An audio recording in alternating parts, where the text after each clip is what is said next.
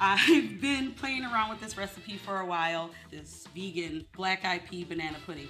And I know when people think about black eyed pea banana pudding, when I say it, like, it just doesn't compute. Yeah, you think it's there's kinda like like- black eyed peas in the banana pudding, which there are, but they're just not whole black eyed peas.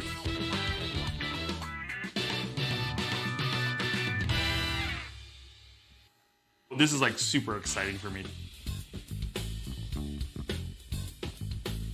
Lachelle, what's your connection with banana pudding? Well, banana pudding is actually one of the first technical dishes that I kind of mastered. It's supposed to be, you know, egg-based, and so over time, thinking about how I can turn some traditional soul food dishes into being plant-based, and I ended up basically making a vegan version of banana pudding. Yummy. Lachelle, could you walk us through what we have here? We've got the black eyed pea flour. It's a different type of flour. It's a pea flour. I never knew that there were such things as a black eyed pea flour. And I've been working a lot with the black eyed pea vanilla wafer. So that's what I make for the pudding. So we're gonna go ahead and make the black eyed pea vanilla wafer dough. So this is the black eyed pea flour. Gosh, I don't remember when I like used measuring spoons and stuff. Tell us why you love black eyed peas. First of all, they're delicious. 1 teaspoon? 1 teaspoon, that's a tablespoon. Sorry, chef. It's been a while. But it has a rich history. Black eyed peas are actually indigenous to Africa, and they were brought over during the transatlantic slave trade. You could sift it. That'd be like the proper thing. That'd be the to do. proper thing to do. We're just We're gonna be a rustic. little- This is rustic.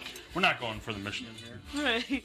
The culture that came along with it, a lot of those things are still, you know, relevant and very much ingrained in my culture today. It's to me, it feels like Play-Doh a little bit. Yeah, that It's kind of consistency. sticky. I get really excited about this vegan meringue. So I don't know if you've heard of aquafaba and the magicalness of chickpeas. So this is just the juice off of chickpeas. Pretty amazing. That's For a crazy. plant, yeah. Yeah, it's crazy to think that, you know, it's just chickpea water. Right, exactly. I mean, it looks exactly like egg whites.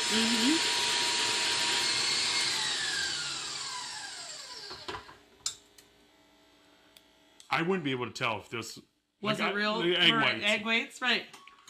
Right? Yeah. Wow, so like foamy and creamy, Yeah. just like. Like meringue. Now that we've got all of our components made, our custard, our meringue, we've got our bananas, our cookies, let's have you taste it. I'm gonna put the other half in there. Love it. Right? It almost tastes like a peanut butter cookie. I believe that soul food is really the American fusion food that was born out of America. America is this melting pot of different cultures, but like what has organically grown out of all of these cultures coming together. Now, how do you do this? You just dig in. You dig in? Yep. I love that. If you were to tell me this is vegan and it's plant-based, I'd be like, okay, whatever. You can't taste any difference with it. That's amazing. When people think of soul food, I'll be very honest, the word healthy doesn't go by soul food. No, fried chicken is great. I love it. Macaroni and cheese, love it. You know, all Ain't of mad those at soul food, you know, can't be mad at that. But at the same time, how can we celebrate it and lighten it a little bit? And I think constantly, how can I look at soul food from a different lens? I think that this vegan black eyed pea banana pudding is one of those things that can do that. It's a conversation starter. It's delicious. And, you know, it also happens to be red, white, and blue, coincidentally, with the berries on there. So, I mean, you know, it's not apple pie, but I think it's extremely American. This video raises questions, and I need for you to be extremely honest in the comments when answering them. And just so you know, there are 3 questions. Number 1, have you ever thought about being a chef?